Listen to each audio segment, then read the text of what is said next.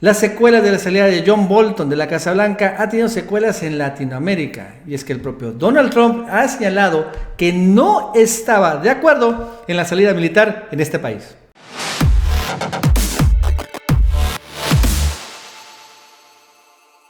Hola amigos y amigas, ¿cómo están? Soy Nacho Rodríguez con Toño Villamil. ¿Qué tal? ¿Cómo estás, Toño?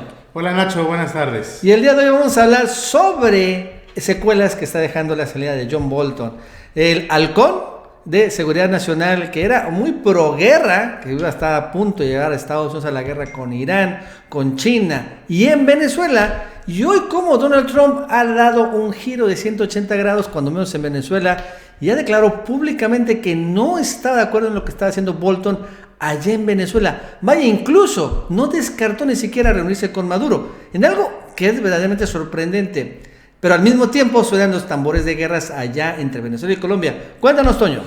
Así es, Nacho. Fíjate que hay muchas señales que parecieran contradictorias. Lo primero, pero que al final de cuentas van al tema de si se está planteando la posibilidad de que haya un conflicto entre Venezuela y Colombia. ¿Qué datos o qué información tuvo Maduro disponible que lo llevaron a movilizar, según un reporte de la agencia EFE, a 150,000 militares y simpatizantes de su causa? Estos grupos que tienen también ellos allá en Venezuela, pero son 150,000 personas desplegadas en la frontera con Colombia, misiles que ya instaló, e incluso están hablando de utilizar aviones de fabricación rusa. Había la advertencia de un diputado chavista de que ellos, que ante cualquier movimiento colombiano, al poner un pie en Venezuela, en 11 segundos estaban los aviones y las armas de fabricación rusa sobre Bogotá. Entonces, no, imagínate, la misma estatura. A la vez, así, y ahí finalmente Trump sale hoy al ocurrir una decisión de la OEA bastante interesante, Nacho, de activar el TIAR famoso, que es un tratado de asistencia recíproca con fines militares posibles. Como una especie de OTAN, ¿no? Una especie de OTAN. Entonces, va la OEA a plantear una intervención contra Venezuela, un apoyo a Colombia. Maduro va a atacar a Colombia o quiere defender de Colombia. ¿Qué está pensando Donald Trump en estos momentos? Está bastante complicado. Entonces vamos a ir cómo han ido ocurriendo las cosas, ¿no, Nacho? Sí. Y primero, fíjate que la primera decisión es que da la OEA el día de hoy, miércoles, en la que se da este paso crucial al activar el TIAR. Es el Tratado Interamericano de Asistencia Recíproca, específicamente para Venezuela, que aseguran se ha convertido en una amenaza para la paz y la seguridad en la región. La resolución fue aprobada con 12 votos a favor, 5 abstenciones y una ausencia. La mayoría asumió la necesidad de tomar nuevas medidas para presionar al régimen de Nicolás Maduro para que se vaya. Este mecanismo del TIAR implica sanciones económicas, ruptura de relaciones, de comunicaciones e incluso la posibilidad de conformar una coalición militar. Por ejemplo, en la sesión de hoy, Costa Rica, Chile y Perú se mostraron renuentes al tema militar. Ellos pidieron incluso que quedara estipulado de que no iba a haber que el TIAR no lo estaban activando con fines militares, pero finalmente fue activado y deja la puerta abierta a esta posibilidad de una intervención armada. Claro, porque si después el TIAR se reúne y votan en contra de Venezuela, se obligan todos los países, es el chiste del tratado, a aportar soldados, tropas para un fin militar. Digo, es una especie de OTAN latinoamericana que nunca se ha activado, pero ahí existe, obviamente también impulsada por Estados Unidos. Y luego viene, fíjate que se da ayer este tema de los ejercicios militares, que Venezuela le ha llamado ejercicios militares a lo que es un despliegue de tropas y armamento en los límites con Colombia.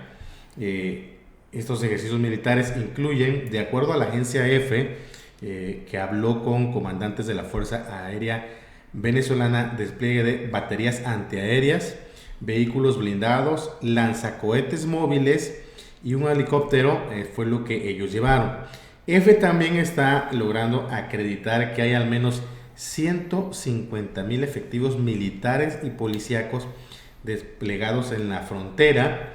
No lograron ellos saber quiénes. De ellos aseguraban que estas milicias, por ejemplo, venezolanas, tienen 2 millones de miembros. Y tienen reservas. Están movilizando 150,000, que de las 2 millones, de los 100 y tantos mil que están desplegando en la frontera, por lo menos 20,000 tienen capacitación militar, táctica, es decir, sí pueden ir a una confrontación armada, además del ejército. Entonces, es un grupo bastante numeroso que tienen ahí. Y llama la atención, te decía, esta amenaza, por ejemplo, que Pedro Carreño, que es miembro de la Asamblea Nacional Constituyente, que es a favor obviamente de Maduro, señalaba en una entrevista, decía, en 11 segundos un Sukhoi está en Bogotá, le dijo a Globovisión. Los Sukhoi son unidades operativas del cazabombardero Su-30 de fabricación rusa. Y bueno, son 20 unidades operativas que tienen 20 aviones. Entonces, que llevan misiles, bombas y bueno, pues al final sí te genera, ¿no? Un daño bastante. Entonces él decía, ante una agresión militar que se cierne desde Colombia, primero nosotros estaremos en Bogotá clavando esta bandera, ¿no? Una bandera venezolana. Entonces, ahí están las amenazas. Eso es lo que ha ocurrido con el despliegue. ¿Qué supo Maduro, Nacho? ¿De qué se enteró Maduro o cuál es el motivo por el cual está movilizando? Pues una invasión, ¿no? Sí. Que ya tenemos de aquí desde el rato que hemos comentado, finalmente desde el Reino Unido, ¿no? Desde la Guyana, también los propios colombianos y americanos estaban contratando mercenarios entre colombianos, hondureños, no sé qué, para meterse por ahí por Táchira, por la frontera, y pues parecía algo más inminente. Y bueno, pues con la inteligencia rusa también operando a su máxima capacidad de ahí, el despliegue, pues cierran esto y bueno, no solo cierran, sino ponen los misiles apuntando a Colombia, a Bogotá y dicen, bueno, ¿qué hubo? Aquí estamos presentes, recordando que el ejército venezolano, en el papel cuando menos, como lo vemos, es más poderoso que el ejército colombiano.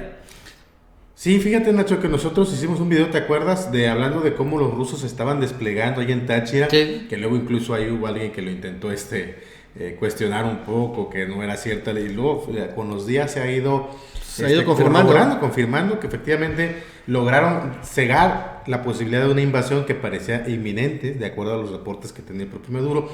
Y finalmente, este miércoles, Nacho, viene lo último en el escenario, que es el hecho de que sale Donald Trump, el presidente de los Estados Unidos, y habla con los periodistas.